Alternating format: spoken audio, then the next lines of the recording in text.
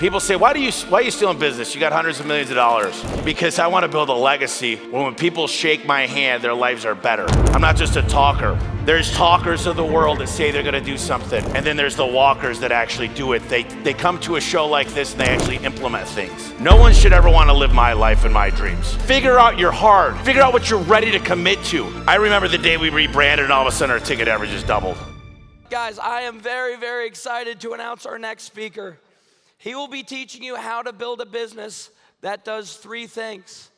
A business that creates a culture where everyone wins because it's ultra profitable.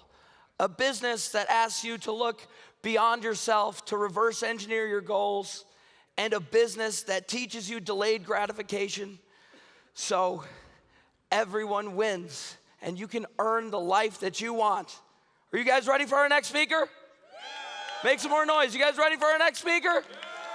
Ladies and gentlemen, you know him, you love him. Make some noise for A1 Garage's Tommy Mello. Thank you, brother. All right. Here we go. Here we go. Great. Great. How about the band, huh? How you guys feeling this morning? There's like no one's in here yet. I can't see everybody, but I'm really excited that Sebastian invited me here. You know, Rilla's been a game changer for us. Really amazing software when you implement it. And I was thinking, like, what is A1 today? I always talk about key performance indicators. If I was to walk in your business right now, the first thing I would do is look at your key performance indicators, which are your turnover rate. I'm starting to realize that when you turn somebody over, not only does it cost you over 100% of their salary that year, but capacity planning, it screws up everything. How many of you guys have a decently high turnover rate with new employees? I do. I mean, if you don't last a year, you're 40% likely to turn over, so it's something we're working on.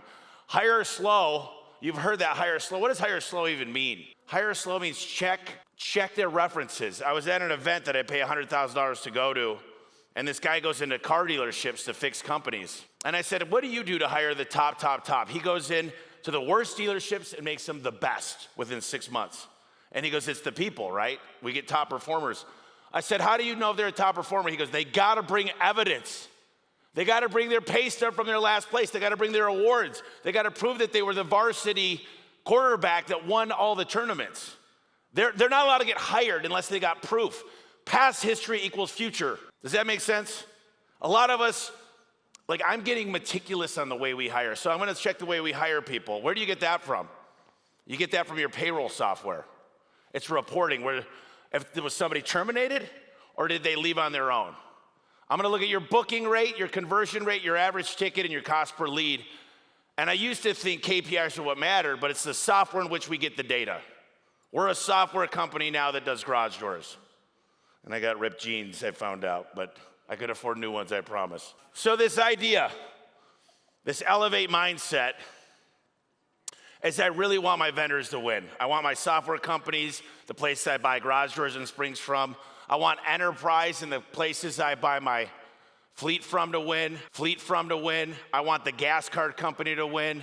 I want my clients to win. I want to win big time. I'm competitive. I had a massive PE company out and they said, Tommy, let me ask you a personal question. Are you long-term greedy? And I thought about that. I'm like, I don't know, am I greedy? I said, if that means my family wins, my coworkers win, and my competitors have to partner with us to stand a chance in the marketplace, then yes, I'm long-term greedy. So this elevate mindset is my coworkers gotta win no matter what. People say, why are you still in business? You got hundreds of millions of dollars. And I say, because I wanna build a legacy where when people shake my hand, their lives are better. That I come through every time, that when I say I'm gonna do something, I follow through with it. I'm not just a talker. In fact, I'm not gonna preach to you guys Bible. I believe in Jesus Christ. But my pastor, Travis Hearn, on Sunday said, James chapter 2 we're going over, he said, there's talkers of the world that say they're gonna do something. And then there's the walkers that actually do it. They come to a show like this and they actually implement things. And I started thinking, everything I do in my life, am I a talker or am I a walker? Do I say what I'm gonna do or do I actually lead from the front and just do it?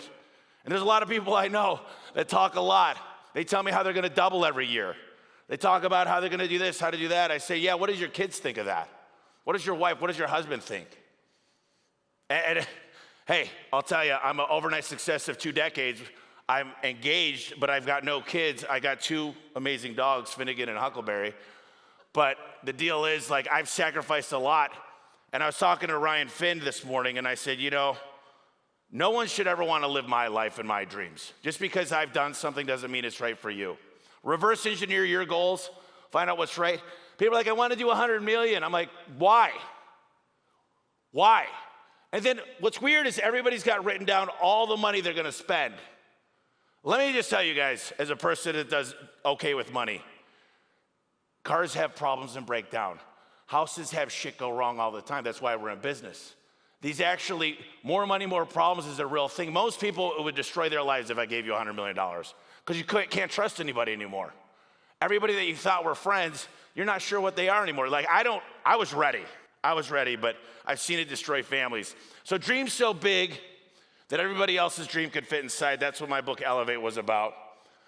You know, Sebastian told me, he's like, dude, can you try to do this in 30 minutes? So I'm gonna skip some stuff, and I'm gonna go 40, because I'm an asshole. Thank you. So the video I was gonna play is 5 minutes, but it explains to figure out your difficult, your hard. Everybody wants to walk in a room and feel amazing and be wanted and be the man or the woman and put their shoulders back and feel great about themselves. Everybody wants to have a great body. Everybody wants to have great sex and go on great vacations and live their best life. And they want all these great things.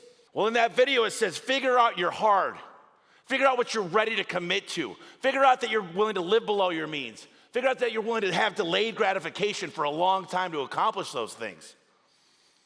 You know, nobody comes up to me and says, here's what I'm willing to do, and here's my plan to live below my means and sacrifice and do the hard things and go to the gym when nobody else wants to, get up at 4 a.m. when no one else is going. I've never had one person walk up to me and give me a plan of how their life's gonna be hard for the next 10 years to accomplish what they want.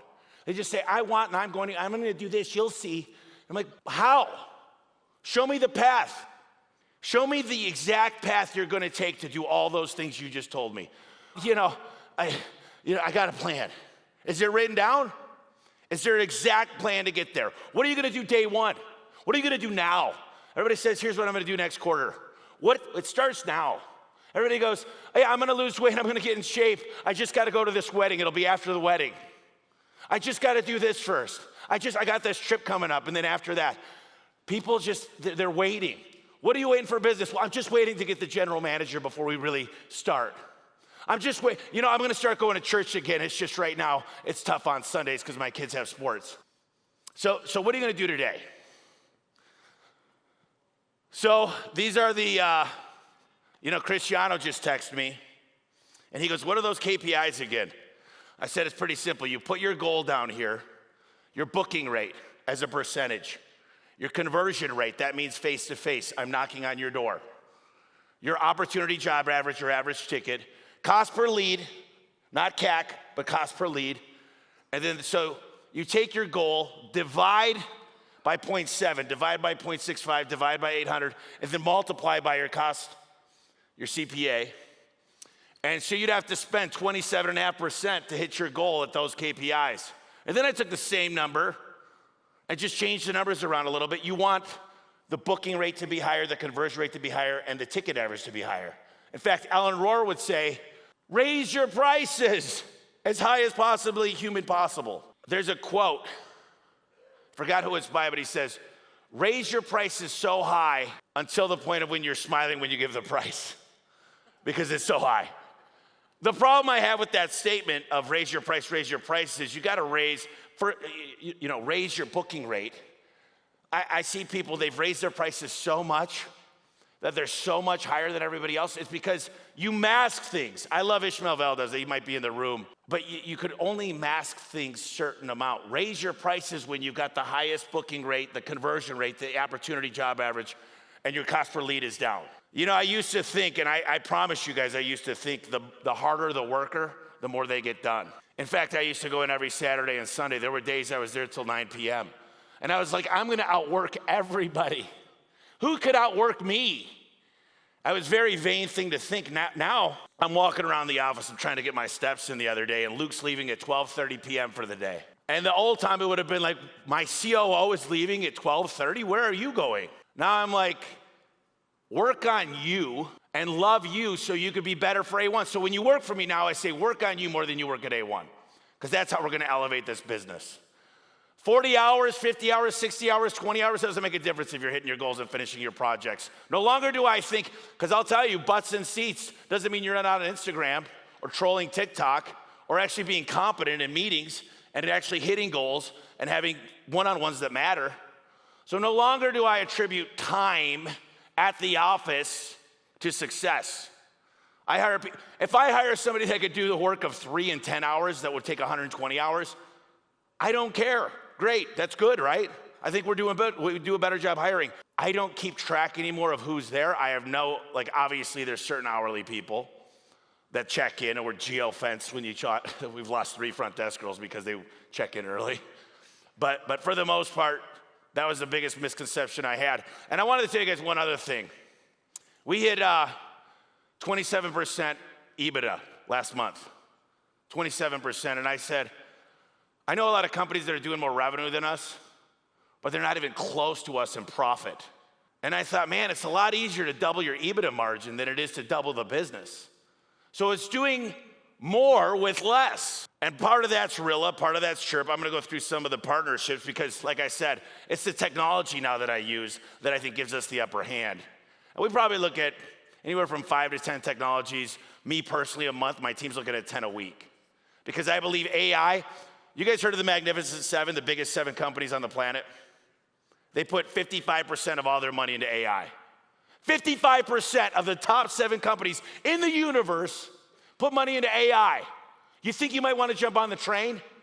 You think you might want to own those recordings and make sure you've got a really, really good plan to use AI throughout the company? Aaron Gaynor told me he's feeding his balance sheet and income statement and P&L into ChatGPT, and it's spitting out exactly what it needs to do each month. His CFO Mike was just on my podcast last week. Home service expert, you're gonna wanna listen to that one. Little plug there. So I'm gonna fly through here. My mom used to book our phone calls, and she'd say, thank you for calling A1 Garage Door Service. My name is Gina. How may I make you smile today, or some shit like that. And I was like, okay, Mom, book the call. And she'd go, oh, honey, you are gonna love our technician. He's the best.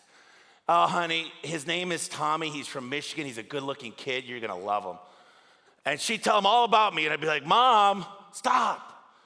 And she'd be like on the phone for 15 minutes. And then I realized this a few years ago. I'd show up to the house. She'd never say she's my mother. I'd get out of the car. I'd go walk up. I'd knock the door, and the people would go, give me a hug. And I just realized, they're like, who is that lady? And I'm like, oh, that's Gina. She's amazing. Everybody loves her. I'd never say she's my mom. And they were lay down clients. I'm telling you, they were like, whatever the garage door needs, the price was irrelevant. That's how much your call set. I'm just telling you, I have a plan for my next event. I don't know if we're gonna be ready yet, but I wanna have a random person walk up, make a phone call to my company, and I want them to make you think that they're my mom. Every person. Because if you book the call the right way, and you're excited, this is why I love Power Selling Pros, because Barry and Brigham, they work with my CSRs. I can't give my CSRs the time to listen to 10 phone calls and give them personality, like give them an attaboy. I don't have time to give 65 agents attaboys every day. I wish I did. I've got a lot going on. And I love the fact that they get to love on my people, because just because you got a high booking rate doesn't mean you got a high conversion rate and average ticket, which the CSRs are the most important thing in the company. I'm sorry, yet I work for the technicians and installers, but without this happening and making the client feel welcomed and, hey, listen, the empathy, getting that right is everything. And we sell to PE, and then we forget about what brought us here with the moms. So I think that that's important. Oh, I'll show you guys. I'm gonna bounce around here a little bit because they cut time off, but branding, obviously Dan Antonelli, get your brand right. I remember the day we rebranded and all of a sudden our ticket averages doubled. When we pull up, We're not cheap. Look at these trucks. Not those. That's like, got a deal. Si habla español. It's like, holy crap, this is my first truck of all time. This, when I pull up, is like, you're gonna spend a lot of money and you know it. And people remember who we are. They're like, I see your trucks I mean, we always hear that we see your trucks, but I got 90 of these things floating around Phoenix. The more trucks that are driving billboards. You can only read 5 words on a billboard. Listen, that's the top. People put everything they do. They've got gutters, we clean sidewalks, blah, blah, blah, blah, blah, blah, blah, blah, blah. Just your logo. No AAA, A+, Better Business Bureau, no Yelp on your trucks. Don't put your vendor, I got my vendor to pay for my wrap, so I'm gonna make sure you're marketing for them. Why do you think they pay for it? Because it's a driving billboard. Just your logo only. And guess what? That should be the same color as your signature on your emails and make sure everybody is. Same as your yard sign, same as your Valpak, same as your Clipper magazine. Should look exactly like your website. I should walk in your building and see nothing but these colors. It kills. There's my buddy, Aaron Gaynor. He pretty much moved in my house. He's an amazing guy. His son's going to ASU, so he's in town all the time. And it's awesome because all we do is talk about business. It frustrates the hell out of Bree, but I love it. This is his first pair of Carnivans or whatever the hell they're called. Coverall, whatever, yeah. So see how he brought in this to his building? How many people brought in their logos and their color palette into their building onto their walls? You want to get your employees to follow you, believe in the brand? It's the first thing you should do when you get home. See, this is clever, Dan. This is just, look at that butt. You're driving down the freeway, but the deal is my marketing team in A1 were like, we're not doing it. I'm like, well, I'm the owner and founder. Yeah, we are doing it. They're like, it's gonna damage the brand. I'm like, that's gonna make the brand so much better. So anyway, yes, it's working. It's working, slowly but surely. When you're teaching your technicians, I want you to, instead of saying contract, say agreement. These are the words that matter. Instead of saying sign here, you say, okay, the paperwork. Instead of saying cost, we say investment. Instead of saying appointment, the dentist says appointment. We say time to visit. You master these words. Joe Crisara taught us this. He's an amazing sales coach. And we took this from a book called Maximum Influence. It's a great book if you get a chance to read it. If you're not giving options, you're giving ultimatums. Our life changed dramatically when we started giving options instead of just leaving customers to say yes or no. Josh Kelly with Clover, Laura Kelly, he taught me one thing that I want you guys to teach your technicians, and this is like a secret sauce. I'm giving you guys the secret. He said, here's something at Parker & Sons that every guy could remember. I go up to my clients and I look them dead in the eye, so the blackest part of their pupil, and I say, hey, listen, Mr. Jones, I want to tell you something. My mom, when I was a kid, worked 3 jobs. She did everything she could when my mom and dad got a divorce. And I love my mom more than anything on the planet. If this were my mom's house, here's what I'd be doing for mom. Could all of you remember that? Is it pretty compelling? If you mean it. And now, listen, if they're flipping the house, I say my mom would make sure she could pass inspection. That doesn't mean you give them options that you're trying to screw them over. You got to say it for real and have some honor in your life. If you're going to teach this tactic, really, and make sure you love your mom if you're going to teach your guys to do it. If not, talk about Uncle Pete or something. So average ticket, I'm going to skip this, but this is Leland Smith. He had me come out and visit his shop several times. And here's what's crazy, is they got together and practiced for an hour and a half every morning. Oh yeah, we've got training that we do once a month every day. Every day. Does a football team, does a basketball team, does a hockey team practice once a month? You want to get better, you practice. You listen to the Rilla calls, and you get better, and you get better, and you get better, and you have the better guys training. You make it part of the company. You say, here's what we're going to do. You make it mandatory and accountability and consistency, and you're going to win. A lot of people say, yeah, we like to train sometimes. I've been to every top shop in this country, HVAC, plumbing, electrical. And it's an environment of training. The culture is training. We don't train sometimes. We know it's practicing 100% of the time. When you play football, you do 2-a-days. I did 2-a-days when I played football. I practiced 10 times a week to play one game. But in home service, we're like, yeah, go practice on our customers' houses. Not cool. I don't know if the video is going to work. I've got a few more videos, but compliance. You know, I started thinking about this. How many people flew here to get here? On Delta, Southwest, United, American, they're always going to tell you, like, before you get seated, blah, blah, blah, blah, blah, blah, blah, blah, blah. It's exact to the script. It's compliance. When an actor walks in, Jim Carrey or Bruce Willis, well, not Bruce Willis now, but any actor, he's got to learn the lines. We got to teach our people the lines. Now, they're going to say it in their own way, but there's certain things we need to say. And if you don't believe in the right script, we've invested a lot of time, energy, and money in following a certain script. It's not word for word, but it's the way in which we say it as well. My buddy Jeremy Miner's teaching me a lot about that. But if you're not following the script, here's what we know for sure. The data will tell you everything. You guys may not believe in scripts, but you're wrong. Because Sebastian with Rilla Voice has millions and millions of calls to prove these points. It's data. You cannot argue with KPIs and data. I'm sorry. It's beyond a shadow of a doubt, the evidence. It's empirical evidence. So you need a script. And most of you guys are like, you don't have a script. And people don't want to follow your script. And it doesn't need to be this long, drawn-out script.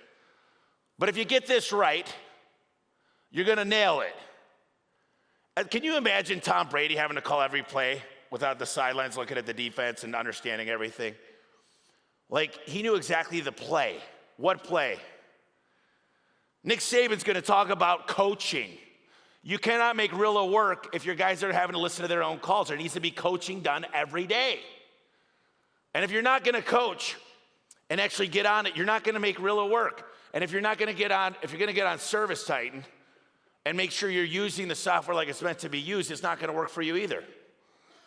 So these are just some stats. I mean, Sebastian's got a lot of stats. I believe in Rilla. Sebastian's treated me like gold. He stays in my house. He's a genuine guy. And I know he makes things right. Not everything goes perfect.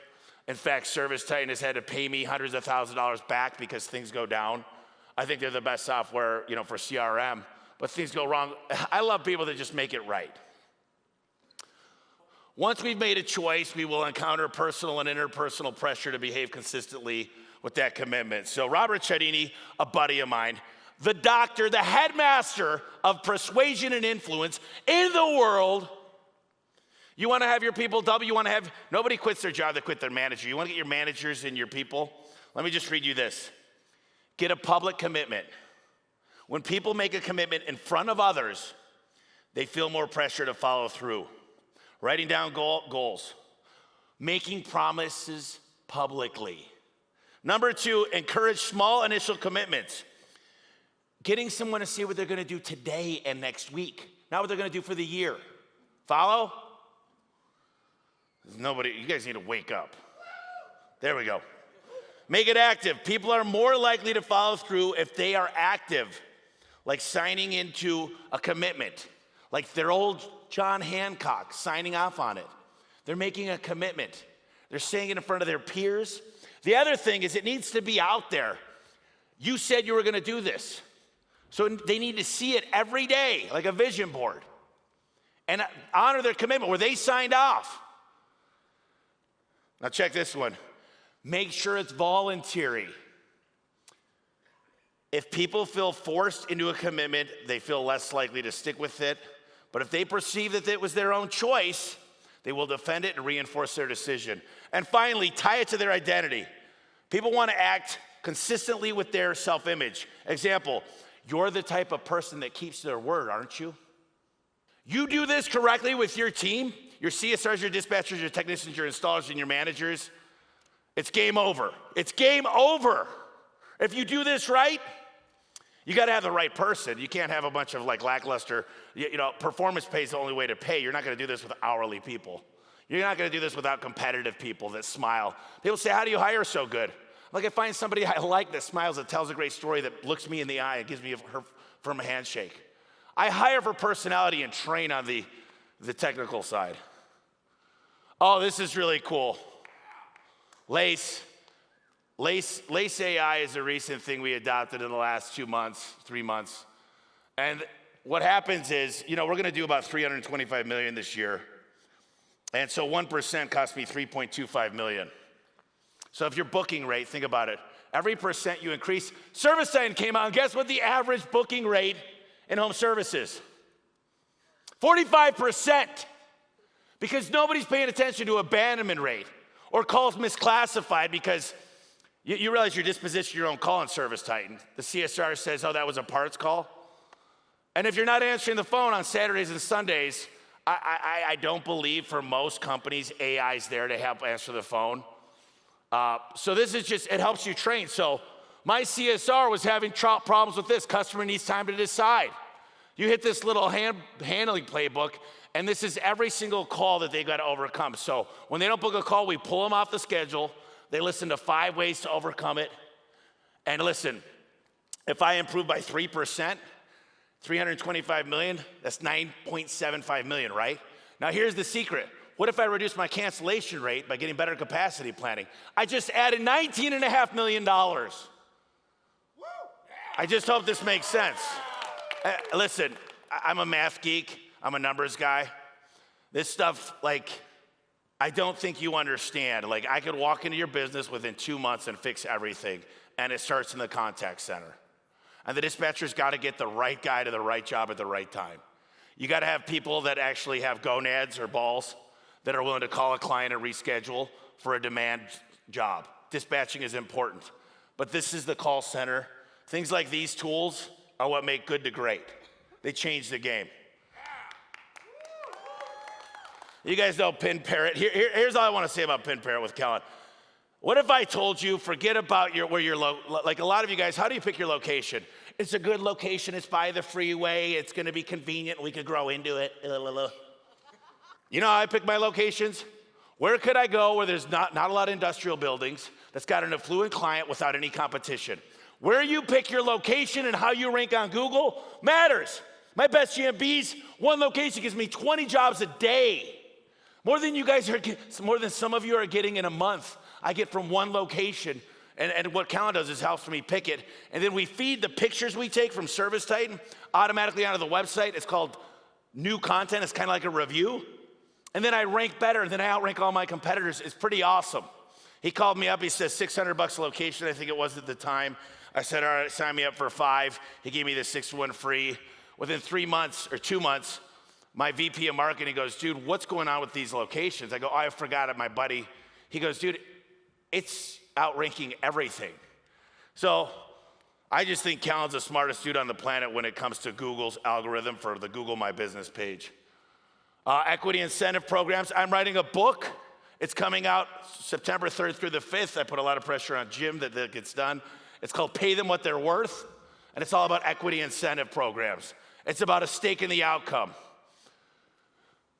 Commitment to consistency, buy back your time. I pretended I was 75 years old and I started writing down everything that's gonna happen. When I'm 41, 42, 43, I'm manifesting the trip to Italy, the trip to Greece. I'm manifesting having the best kids on the planet. I'm manifesting getting in the best shape, being the healthiest version of myself, being a child of God, a son of God. I'm manifesting what's gonna happen when I enter the gates, and I'm talking to St. Peter, and he says, what happened here? I'm gonna say, listen, I already prayed for that. But buying back your time, and I say this humbly, I got a driver now, I got a chef, because I needed that extra 15 hours back a week. I used to think I'm too humble, I would never do that. What are people gonna perceive me at? Now I realize I don't care what people think. See, if I've walked around this planet, there's a great book called The Courage to Be Disliked. I bought it for my whole team, The Courage to Be Disliked. I think you guys should read that when you get a minute. But if I walked around and cared what people think about me all the time, I'd not be here. And I know people hate me out of their own insecurities, and most of the time my haters are undercover fans. It's just a matter of time. But buying back your time is important. This is my boy Chad Peterman. He told me on this podcast, he goes, if you find yourself micromanaging one of your direct reports, one of the people that you talk to every day, you gotta micromanage them, fire their ass. They're not the right people. You should be impressed. I hire people and they are giving me a clinic every day. I'm learning from them. They are far superior than me at their job. I hire people that are like, I cannot keep up with you. You are definitely smarter at this one thing that you were hired for, and give me what I need to learn. Teach me to be a better leader for you. So how many of you guys have people that directly report to you that you're like, oh man, I gotta keep on them. I gotta make sure they're doing everything. I gotta come up with the ideas. Wrong people. Pay for performance is great. This is the one-on-one form we use. It's the best form on the planet. Jack Tester came up with it, and they present to you. This is part of my team. There's one-on-ones. This is in Milwaukee. Growing, obviously, Al Levy taught me to build with manuals, SOPs.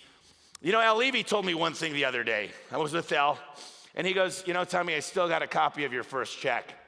He goes, do you remember that? I go, no, what about it? He goes, you were paying out of your personal account because you couldn't pay out of the business.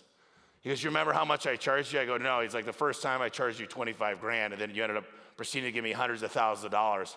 He goes, things were pretty bad that you couldn't pay me a check out of the business. He goes, but here's one thing. You needed to do what I told you because you didn't have any money. So you had to work harder.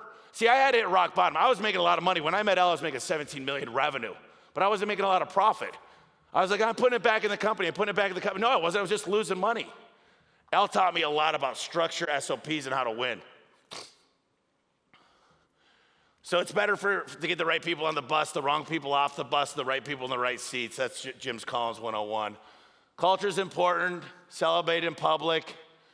Oh, this is funny. So a lot of us, we've got raps, we've got billboards, we've got things, and people will be like, oh, everyone's calling me about my radio commercial. Like, of course, you put out a radio commercial, everybody's gonna call. It doesn't mean it's effective. Your friends and family are gonna encourage that. Oh my God, I love it, I heard it.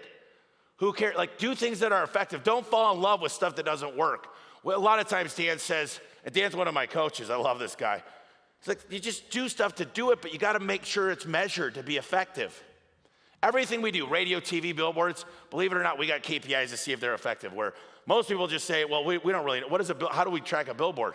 Because you're not gonna have a tracking phone number or a website on there. How do you do it? And I can't go into it right now, but basically there's a bunch of tools that tell you how effective your brand is in a market. In Phoenix, we're a 793. In our worst markets, we're 60. So the brand awareness is how you monitor that. You get bored. One-on-ones we talked about. The master in the art of living makes little distinction between his work and his play, his labor and his leisure, his mind and his body, his information and his recreation, his love and his religion. He hardly knows which is which. He simply pursues his vision of excellence at whatever he does, leaving others to decide whether he's working or playing, because to him, he's always doing both. I'm always doing both. People don't mix pleasure and business. I do both, and that's the way to live, I believe. These are the 6 F's that I highly recommend you guys get well-rounded. Rate yourselves 1 out of 10 in each of these. And you're not gonna be a 10 in most likely any of them. And you'll probably be a 3 in the majority of them. Just know you need to work on it. What can you do? This is like, you'll live longer, you'll live happier, and you won't have any regrets if you work on these. I don't know, this is AI, I think. But the last thing I'd wanna do, can you imagine you meet Jesus and he goes, hey, listen, hey, Tommy, I wanna introduce you to somebody. When you were born, this is the man I wanted you to be. You made a lot of decisions that made that not possible. It gives me goosebumps thinking about it. I know everybody's got a plan here, and if you follow the plan and it's so important. I can't tell you enough, like, build your treasures in heaven. I'm always grateful, never satisfied. I'm just getting started. I'm in the fetal stages. You guys might say, Tommy, like he's doing good. No, I'm doing bad. I'm barely getting started. If you're not willing to downgrade your lifestyle for a year to have a lifestyle you want forever, you care too much about what other people think. You care too much about what other people think. Downgrade for a little while so you could win. I can't tell you, there's nobody I know that's done this appropriately. I lived in an apartment for 4 years. That's 1,000 square feet. I drove a truck older than anybody with a salvage title. I never went out to eat when I had the money to go buy a restaurant, because I knew it would compound. I knew what would happen if I put my head down. Jesse Itzler's big ass calendar, it's important. I gotta start flying here. Top grading is the number one thing. It's called the keeper's test. Would you bet your future of your family on every employee and with every manager? And if not, why are they there? The keeper's test. I'd love to play the video, but I don't have time.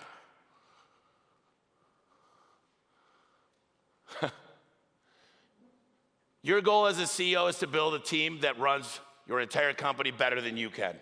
Can you remember that? When you go out of town, the company should set records. I'm guessing today's gonna be a record day when I'm gone, and it makes me feel better, not worse. People say, well, I like to feel needed and wanted. I wanted to make sure I got a place. I don't care. I hope I can leave for a year and they'll just continue to set records. Elon Musk doesn't show up to any of his companies every day. You think Jeff Bezos is there? You think Zuckerberg's there every day? You think because you're the CEO or the founder, the more time you're there, yes, you gotta show face. You gotta lead from up front. You gotta show them that you care. You gotta eat last. But that doesn't mean hours in the building. Go on vacations for 2 weeks and hopefully the company sets records. Before you win, everybody's gonna ask you why you're working so hard. After you win, the same people will tell you how lucky you are. Oh man, you're the luckiest guy on the planet. You work too much, they say. You're always working. Yeah, and you're not. What's gonna happen when we're both 45, asshole?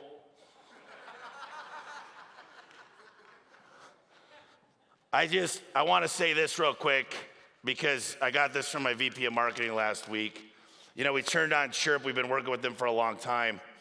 And my company had a lot of problems with the side of text messaging a person that called in. And so my CFO, we called all the lawyers, we got it approved, we turned it on. The first month we did 800,000. Of every missed call or non-book call, we text them back a scheduled link of why they should book with us. 800,000 the first month. And then we started, Ryan and Taylor and Justin came into town and they said, why don't you see if you could, on the door quote side, send out a pre-financing of Good Lead. Just say, hey, if you'd like to use our payment structure, we've got a good promotion going on, try this out. 705 SMS sent, and this was last week in February. 75 responses, went to the website, filled out the paperwork. Our average ticket was $5,700 and $814,000 in closed revenue this month by getting the pre-financing for new equipment. So, we also get a lot of warranty calls and it costs me $250 to roll a truck. We're sending out the top 5 reasons people call for warranties after we finish every job. Because if I could save 10 jobs a day, that's $2,500 a day. That's 2,500 times 30, it's 275 grand. Anyways, Rilla's been a great partner, Chirp. If you guys want to know how we buy trucks for way less. So here's something that I want you guys to learn is when I get all my tires done and windshields and all the maintenance done on my trucks, it doesn't come off of EBITDA. It's below the line. No other company that I know has figured this out. Your CFO should give us a call because I could save you guys a fortune in taxes and maintenance and how we run the gas. And you get my buying power. Lace AI's helped the call center out dramatically. And then Pimp, this is just a few. Like we were running 35 different software companies. Oh, so Rilla Voice is sponsoring. They're giving me a fortune. They're the best sponsors. I don't know if you guys heard of our event, but Sebastian allowed me to do this. It's gonna be here in Vegas. There'll be a couple thousand people here. And the cool thing about our events is I really do, like my team puts their heart and souls. We work all year. This isn't just like, this is gonna be, I think it's gonna change people's lives. It's not just about business or raising your kids or helping marriages work, but we're gonna talk about a lot of stuff to be successful because I know a lot of rich people that are on drugs, that are alcoholics, that aren't winning in life. I know a lot of people that once they sell their company with private equity, they lose their purpose. I know a lot of people that will never have a chance to make it to millions of dollars. But if you come here, have you guys seen the messages I get via text through Facebook, Instagram, LinkedIn? I want it to be life-changing. So it'll be a Mandalay Bay, September 3rd through the 5th. Kevin O'Leary's gonna be there. He can be kind of an asshole, but I like him. He's a great negotiator. He's a smart guy. He's connected. But today I'm going to tell you guys, this has not been announced yet. I follow politics pretty closely. I know what's going on with a lot of things. There's $8 trillion sitting on the sidelines. Whether you like it or not, I'm gonna be putting a fortune back into the market. The taxes, I don't know if you've seen last night, the House passed that we're gonna pass. It's the first step to passing that capital gains won't go up to 30%. because unfortunately, most Americans are greedy. I think every business person wants to make a profit and spend their money rather than get taxed. We know where their tax dollars are going. We're starting to see where the tax dollars are going. I already committed to give my church a bunch of money. We're getting involved with Wounded Warrior. You see what happens, Carnegie? You ever heard of Carnegie, how he built 75 libraries and gave up 90% of his wealth? Philanthropy, wealthy people actually put money into good causes. I don't believe the government always does. So I do believe you give me more of my money, I'm gonna put it into the right causes. So, I could go off, I'm not trying to be political. So here's the deal. I'm gonna announce the speaker, so here's the band. They're gonna say a little song here. Go ahead and hit it.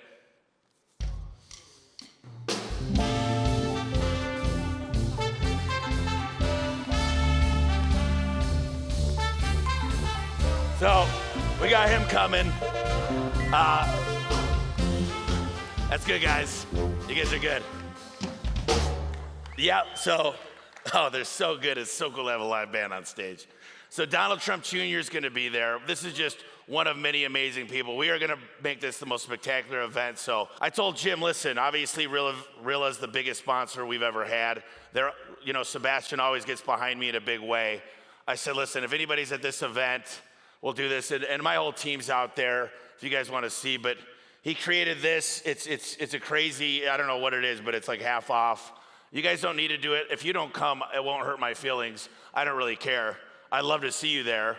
If you're my friend, it doesn't mean you need to be there. Just like if you're my friend and I own a bar, it doesn't mean you're gonna ask me for free drinks. I'd love to see you there because you believe it's gonna change your life. I'd love for you to bring your CSR manager, your general manager, the people you care about most in your business. I'd love to see you there. If you bring a lot of people, call Jim and Joe and we'll give you guys better, these events lose money. Sebastian will tell you that. It's not about that. So if you could come, great. It'll be back here. I'm gonna just finish up with this last one. And if we make sure this plays loud, this is my last slide, but I started crying when this came out. I sent this to my mother. And a lot of you guys have seen this video, but some of you haven't. I think it's important because it always gives me goosebumps. So let's play this quick video. A family that is wealthy. Somewhere back in their lineage generationally, they weren't. And then something happens. The one shows up. In every family, there's the one. And that one changes that family forever. In my family, I'm the one. We don't think like we used to think. My nieces and nephews are positive, forward-thinking, caring, good people with dreams. I wasn't raised like that. I'm the one. I'm the one who made the calls late at night. I'm the one who drove hours and hours for people to say no. I'm the one who dealt with the heat. I'm the one who typed all the emails. I'm the one who returned all the messages. I'm the one that dealt with all the stress and the strife and the cancellations and the back talking and the people who didn't keep their word to me and the difficult times. I'm the one who lost sleep at night. I'm the one who got up early. I'm the one who carried the emotional burden of winning, just like you are. You're the one. So you guys listen to me real quick. I sent that to certain people in my family, and I knew the generational curse had been lifted. I knew everything changed. I knew when my mom and dad got a divorce when I was just a kid, that everything was gonna be different in our lives. And it was worth it. The delayed gratification, the strife, the stress. I'm 1 in 4 trillion chances, 400 trillion to be on this earth. I'm 1 in 400 trillion. My problems aren't very big when you think about it. I know what the rest of the countries are doing. There's 60% of the population in the world makes less than $1 a day. Do you know that the average median income of the top 1% of the world is $32,000? Your problems aren't that big. We are fortunate. We are lucky to be here. We got big goals. We got to make sure our team's winning, our coworkers, our vendors. We need to take care of ourselves. Show up and be healthy and live long and smile. Listen, I'm so happy to be here. With you guys. It's going to be a great event. I love you guys. I appreciate you letting me be here. See you guys. Thanks.